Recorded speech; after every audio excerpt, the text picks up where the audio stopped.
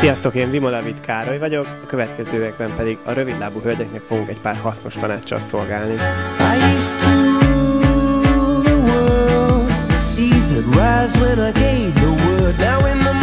Kezdjük a nadrágokkal. Amire mindenképp figyelni kell, az, hogy ne vágjuk el a lábunkat a kérdéses területeknél. Ilyen kérdéses terület egyébként a boka, illetve a térd. Tehát amit mindenképp felejtsünk el, azok a térd, illetve a bokanadrágok. Ha nadrágban gondolkodunk, akkor csak és kizárólag az egész hosszú nadrágok jöhetnek szóba. Ezek az előnyösek. Illetve a túl hosszú, vagy túl bő dolgokat is felejtsük el, mert ezek is optikailag összenyomják az alkatot, illetve a lábunkat. Ez a nadrág, ez egy nagyon tökéletes viselet egy rövidebb lábú hölgynek. Pont bokában végződik a hossza, és a szára pedig szűkül, ezáltal egy nyújtó hatást érünk el. A következő darab, amiről beszélünk, az egy szoknya, illetve általánosságban a szoknyák. Ez egy klasszikus szoknya, ez ennek a testalkatnak az egyik legajánlottabb viselete.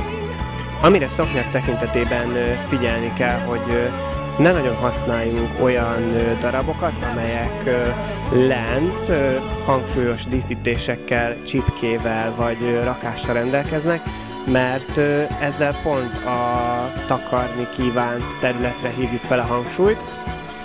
A hossz tekintve a legelőnyösebb az, ha térdben vagy picivel térd felett vág el a szoknya.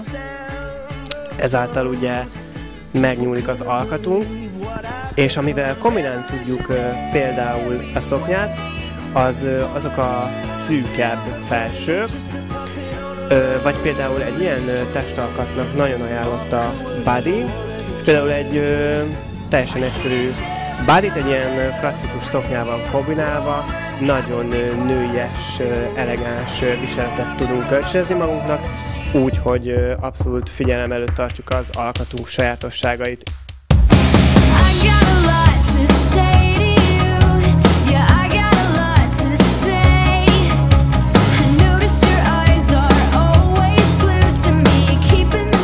A következő dolog, amiről még pár szót beszélünk, azok az egyberuhák. Nem kell elfelejteni az ilyen testalkatnak az egyberuhákat.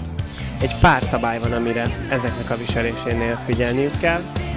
Amit itt is el kell felejteniük, azok a hosszú, földig vagy akár bokáig érő darabok.